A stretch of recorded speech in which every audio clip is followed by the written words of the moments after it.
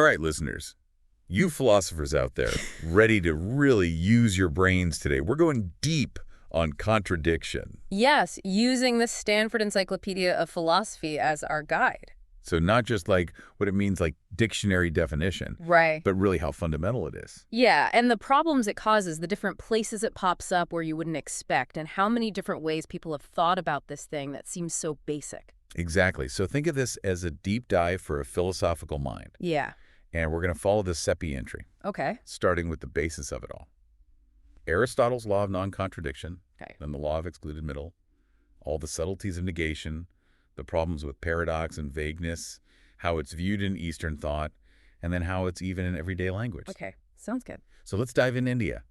Aristotle considered LNC the law of non-contradiction, the firmest of all principles. Yeah, he says in the Metaphysics it's impossible for the same thing to hold good and not to hold good simultaneously of the same thing and in the same respect. It's a modal claim. Like he's saying it can't happen incompatible properties in the same object at the same time in the same way. And the essay makes a point that this is about reality itself, different from the logical, like, opposite assertions can't be true at the same time, or the psychological, you can't believe something is and isn't. Right. And there's an argument by Whitten that for Aristotle, this ontological version about what can and cannot be, that's the main one. Yeah, and for Aristotle, LNC couldn't be proven. He thought it was just basic an axiom. Right. His argument was anyone trying to deny it would have to use it to argue. Oh, that's clever. Like you say something meaningful, you've already assumed LNC is true. So to argue against it proves it. Right, exactly. You can't get around it. Then there's Avicenna. He gets pretty intense about it. Oh, yeah. The SD quotes him saying, LNC skeptics should be thrown in fire since fire and not fire are the same for them. Ouch. And beaten, too, since pain and not pain would be identical. Okay, maybe a bit much, but definitely memorable. Yeah, very vivid. Then later you have Leibniz. Yeah. He agrees with his basic truth idea. Yeah, he saw LNC as almost the same as the law of identity that a thing is itself. Right, A equals A. Exactly. And for Leibniz, these were innate truths. Everyone, even uneducated people, use them all the time without realizing it. Okay, so we have LNC, but the SP says there's a twin foundation, the law of excluded middle or lem. Right. So Aristotle uses LNC for both contradictory and contrary opposition. Yeah, so contradictory is like she's sitting, she's not sitting. They're mutually exclusive. One's true, the other's false. No in between. Right, can't be both, can't be neither. But contrary is like he's happy, he's sad. They can't both be true, but they could both be false. Okay, so I guess you could be neither happy nor sad. Exactly. So LNC says no to both being true for both contradictories and contraries. But Lem is more about contradictories. Yeah, Lem says of any one subject, one thing must be either asserted or denied. So no middle ground for contradictories. Right, but with contraries, Aristotle himself said something may exist between contraries. Like colors, it doesn't have to be black or white. Right, it could be gray or another color. So that's important for understanding his logic. Definitely. And in his categories, Aristotle says contradiction is for statements, not just terms. So like a subject and a predicate together. Yeah, only those can be true or false, two terms on their own. They can both not apply to something. Okay, so he gives the example. Socrates is sick, Socrates is well. Mm-hmm. If Socrates doesn't exist, both are false. Right, those are contraries. But Socrates is sick, Socrates is not sick. One of those is always true, one is always false. Exactly. Even if he never existed, Socrates is not sick would still be true. Okay, so the formal way to tell if it's a contradiction with single things is affirmation and negation with the not. Yeah, but with quantities like every cat or some cat, it gets tricky. Right, because those aren't about one specific cat. Exactly. The SEP says Aristotle then uses truth-value relationships. So like every man is white, not every man is white. Right, that's an AO pair, and an IE pair is like some man is white, no man is white. And those are contradictory because no matter what, one has to be true, the other false. Right, in every possible scenario. Okay, and this is all part of the square of opposition, but the set doesn't show it as a picture. Right. But we have contraries, like every man is just, no man is just. They can both be false. Yeah, and then sub-contraries. Some man is just, not every man is just. Those can both be true. Which Aristotle thought were only verbally opposed. Right. And all this isn't just for simple sentences. It goes for modal propositions, too. Yeah, like necessity and possibility and sentences with endorphin and quantifiers. Right, the SEP uses the modal square as an example. Yeah, it shows how these opposites are everywhere. And Peter of Spain In the 12th century, he gave nice definitions. Oh yeah, he said contradictories always have opposite truth values. Okay. Contraries can't both be true, and subcontraries can't both be false. Very concise. Yeah, it shows how fundamental these oppositions are. So now let's look closer at Lem and LNC, how they work together. Okay. The S's says they're both first principles for Aristotle, but maybe Lem is a little less important than LNC. Right, and you can see how important they are when you look at people who seem to challenge them. Okay, like who? Well, Heraclitus with his everything is and is not, that seems to go against LNC. Right, because then everything would be true. Yeah, that's what Aristotle worried about. And on the other side, Anaxagoras, he said there's something between contradictories, Which seems to challenge Lem, and maybe make everything false. potentially. So just to be super clear, LNC says at most one contradictory can be true. And Lem says at least one contradictory must be true. Got it. It's also important to separate Lem, which is about the structure of logic, Okay. from the principle of bivalence, which is about meaning. Okay. Bivalence says every sentence is either true or false, definitely. So Lem is like the rule book. Yeah, and bivalence is like what the words mean. Okay. And Necess points out some logics, they keep Lem, but not bivalence. So they follow the rules, but the meaning isn't just true or false. Right, exactly. Now things get interesting with future statements like, there will be a sea battle tomorrow, Yeah, that's where Lem and bivalence get complicated for Aristotle. because LNC still works, right? Yeah, there will or won't be a sea battle. Both can't happen. But is it already decided today if the statement is true or false? That's the problem. The CP says Aristotle wrestled with this. I can see why. Yeah, because if it's already decided, doesn't that mean everything's predetermined? And maybe he didn't like that idea. Right. So the CP lays out two ways to understand Aristotle. Okay, what are they? One is he rejected Lem for these future statements. So they're neither true nor false today. Right. That's what people like Boethius and Ukasiewicz think. Okay, what's the other way? The other is he rejected that it's already determined true or false, but not bivalence itself. So it will be true or false, we just don't know which yet. Yeah, the CP quotes Abelard. He says it's not determined yet, but it will be true or false based on what happens. Okay, so even if we don't know today, the statement itself will be true or false based on the sea battle. Exactly. And the ISEP reminds us, Aristotle's main point with LNC wasn't really about sentences, but about predicates. Right. A thing can't have and not have the same property at the same time in the same way. Okay, and Lem was about an entity either having or not having a property, Exactly. which leads to the modern way of writing LNC and Lem. Yeah, with the symbols and stuff. So LNC is neg, And LM is Pfeiffe. and together they mean one of a contradictory pair has to be true. Precisely. Now let's get into the details of contradictory negation. Okay. The Setsi says not every not is the simple truth-value flipping kind. Right. We reject statements for all sorts of reasons, besides them being false. Like what? Well, they could be irrelevant or misleading or just poorly phrased, even if they're technically true. Okay, so it's more than just true or false. Exactly. Sainsbury calls this option negation, like you're deselecting an option.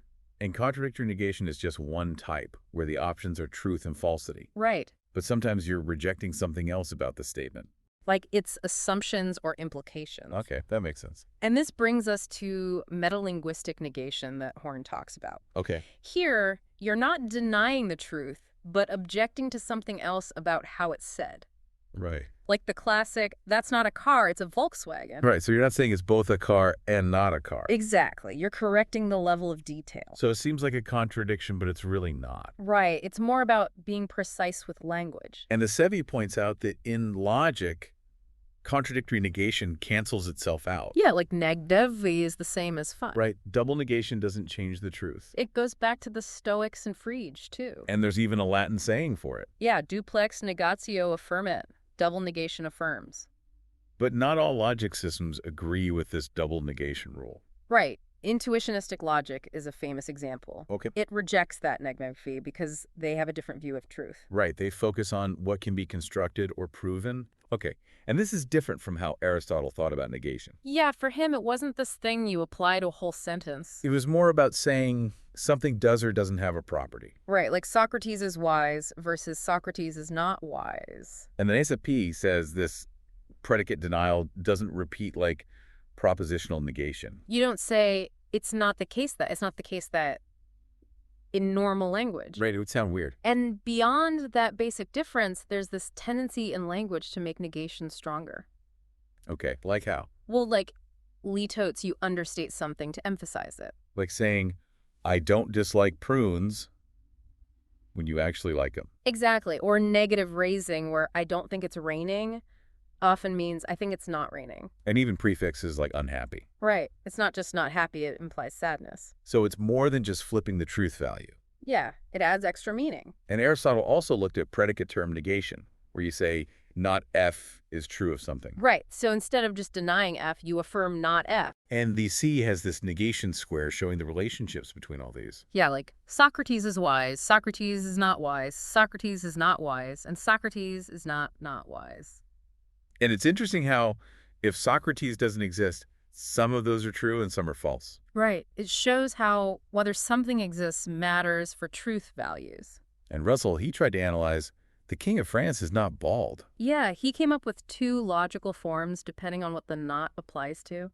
But the Assis says this makes simple sentences really complex logically. Right. And ancient Greek actually had ways to show the difference between these negations with word order. Oh, that's cool. And while Aristotle didn't think terms themselves could contradict, Like white and black. modern grammar does. Right. It says some are contraries and some are contradictory. Like alive, dead, those are opposites. You can't be both. Yeah, and Jesperson noticed prefixes like un often shift from contradictory to contrary meaning. Like unhappy ends up closer to sad than just not happy. Exactly. It gains extra meaning over time. And the Sepp says even impossible can be weakened by negation. Right. Not impossible usually means more than just possible. Like there's a chance, but it's not guaranteed. Yeah, and non usually makes stronger contradictions. Especially in technical language. Like non-biological is the opposite of biological. No, in between. Okay, so now let's talk about challenges to LNC. Okay. Starting with truth value gaps from statements with empty subjects. Like the present king of France is bald. Right, because there is no King of France. Exactly. The Sepp explains. Aristotle would just say that's false. Okay, and its negation. The present King of France is not bald would be true. Right, but Friesen Strawson, they said these statements don't have a truth value. Because they assume something exists that doesn't. Right, the king of France. So the Sepsi says this challenges Lem, but only if the negation is a true opposite. And not everyone agrees with that. Right. Russell, for example, he had a different analysis. Okay. He said both the statement and its negation could be false if there's no king. Oh, so it's not just about whether the king is bald. Right, it's about whether there's a king to be bald in the first place. And he had that funny line about Hegelians and Whigs. Yeah, showing how strange the presupposition view can seem. Okay, so those gap analyses, they're a challenge to Lem, But there's also the opposite truth value gluts. where both a statement and its negation are true. Right. And Sepi mentions that Parsons saw a connection between gaps and gluts. Yeah, they're logically linked in a way. And this leads to dialetheism. The view that some contradictions can be true. But the Sepi is careful to say they don't think all contradictions are true.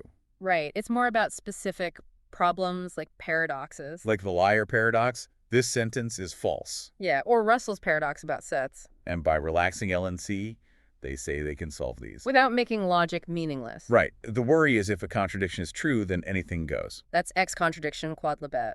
But dialetheists say no. They use paraconsistent logics, which can handle true contradictions without breaking down. The Sepp quotes Smiley.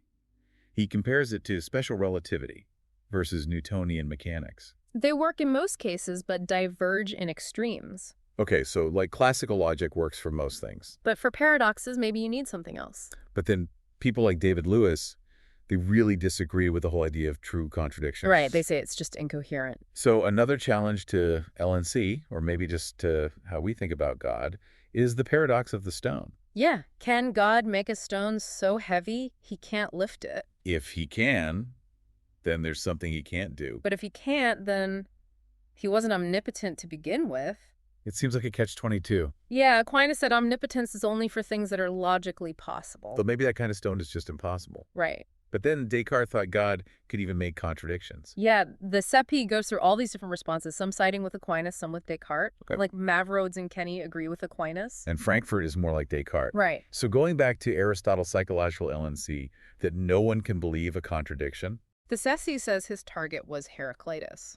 but it's hard to know exactly what Heraclitus believed. Yeah, his writings are fragmented, and he was way before Aristotle. And his unity of opposites idea. Like seawater being good for fish but bad for us. That doesn't have to violate LNC. Right, because it's good and bad in different respects. And even Hegel, who people sometimes say was against LNC, he actually used contradictions, Yeah, in his dialectic. where contradictions are resolved through Aufhebung. Right, so it's not just accepting them, but moving through them to a higher understanding. And Marxist theory is similar. Yeah, they both see contradiction as part of how things change. Then you have Freud, Mhm. who said LNC doesn't apply to the unconscious mind. Yeah, and dreams too. He even talked about Gegensen words with opposite meanings. But the SCP says that idea hasn't held up scientifically. When then there's quantum mechanics like Schrodinger's cat. Yeah, alive and dead at the same time. But physicists say that's not really breaking LNC. Right, it's about potential states, not actual observation. You'd have to see the cat as both alive and dead at the same time Yeah, to really violate it. exactly. And the SFP also talks about doxastic inconsistency having contradictory beliefs. Like Oedipus wanting to marry his mom without knowing it. Right, but that's where the de-dicto distinction comes in. He wanted to marry that woman, Deri, but not his mother, de dicto. Right, so it's about how you describe the belief. Exactly. And Aristotle's same sense, same time, same respect is important here too. Yeah, like Zelina's, I want to and I don't want to. Or Strawson's, well, I was and I wasn't. Those are often about shifts in perspective or time. Okay, so let's broaden things out to Eastern thought, specifically the Buddhist tetralemma, or Katuki. Okay. It says there are 4 possibilities for a statement and a predicate. S is P, S is not P, S is both, S is neither. Okay, And Nagarjuna, he gives examples like, everything is real and not real, both real and not real, neither real nor not real. That is Lord Buddha's teaching. that sounds pretty wild. Yeah, and there's also the negative tetralemma, which rejects all 4. Whoa, so does this mean they're against Lem and LNC? Well, the 6 says both LNC and Lem are basic in Indian logic too. Oh, okay. And scholars like Garfield and Tillman say Nagarjuna isn't just irrational. Okay, so he's not just throwing logic out the window. You're right. He uses reductio ad absurdum arguments which rely on contradiction. So he's not totally against contradiction. Exactly. And he even says contradiction is forbidden in ordinary reality. So it's more about a higher reality that's beyond our usual logic. Yeah, the realm of the absolute. And the SEPI compares this to Freud's conscious-unconscious distinction. Like different rules apply in different realms. And just like Aristotle dismissed people who denied LNC. The Buddhists dismissed extreme skeptics like Sanjaya.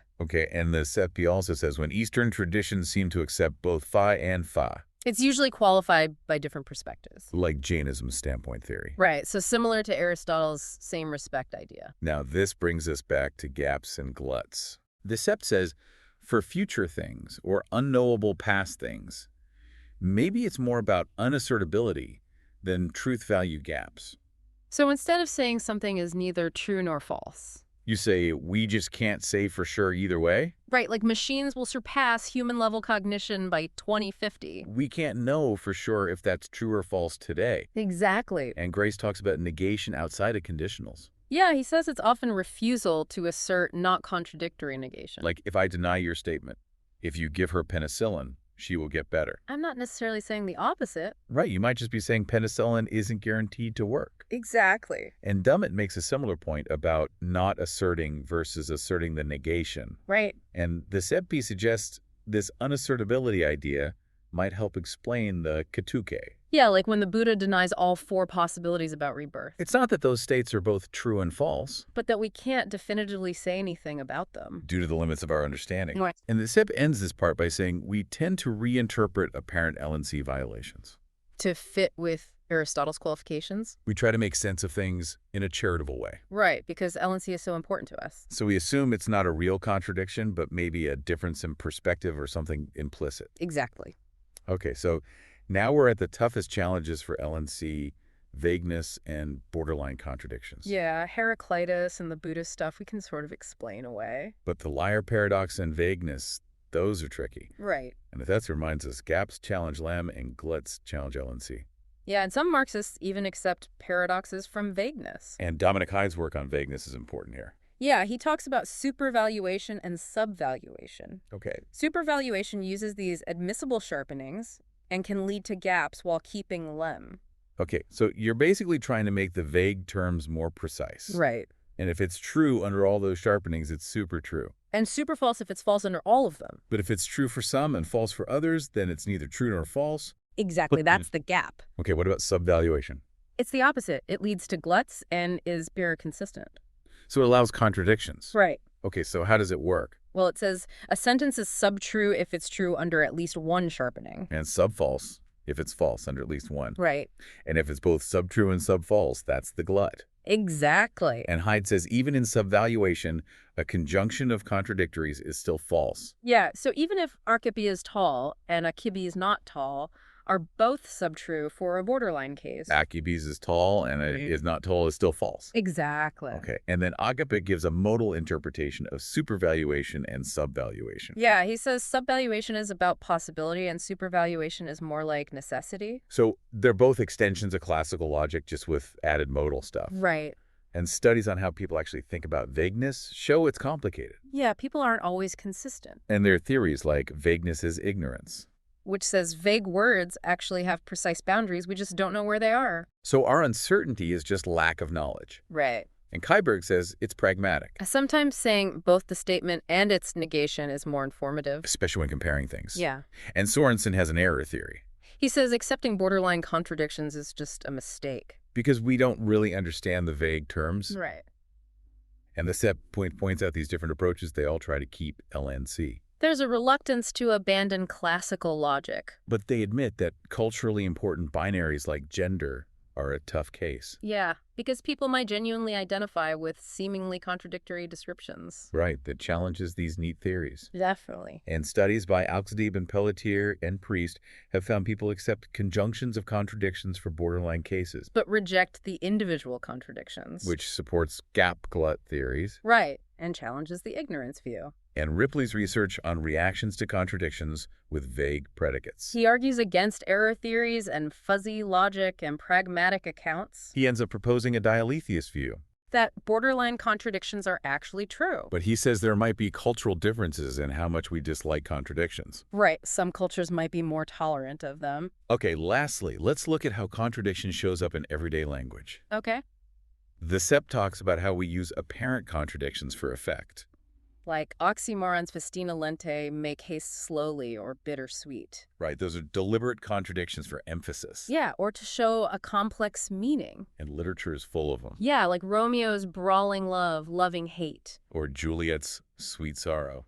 The SEP says these can show how logic breaks down with strong emotions or paradoxes. We also use contradictory statements to imply things. Yeah, in all sorts of contexts. And Rosinski says affirming contradictions or contraries is part of how we judge value.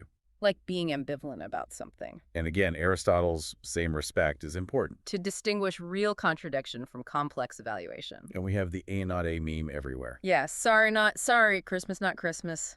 Hashtag work not work.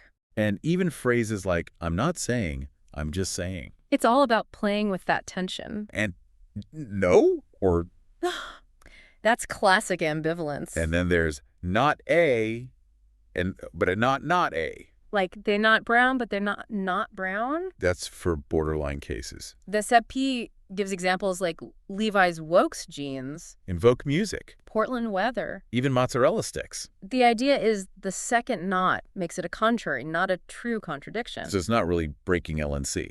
But the speaker is using that seeming contradiction to say it's in between. Okay, and then there's emphasis with negation, like, he isn't rich, he's rich H. Right, you have to reconcile rich and not rich, It's usually about affirming a stronger or different kind of rich. while rejecting a weaker one. Or it could be about the word itself, not the meaning. The SEP gives examples from literature and online, And this connects to scalar contrast and reduplication. like not rich or not dead.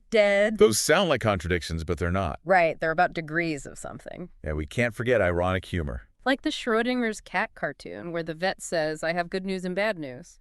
It shows how contradiction is both basic and something we play with. Yeah, we use it for humor all the time. So we've seen contradiction is so much more than just a rule in logic. It's a fundamental idea, a problem, a source of creativity. And even though it seems basic, It's still debated and reinterpreted in all these different fields. so a final thought for you, our philosopher listeners. Given all these challenges and interpretations of contradiction, What does it tell us about how we reason? are basic principles limited or flexible?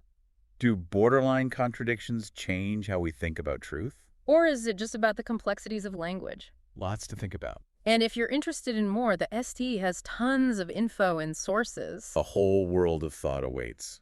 Definitely. Until next time, keep questioning. And keep diving deep.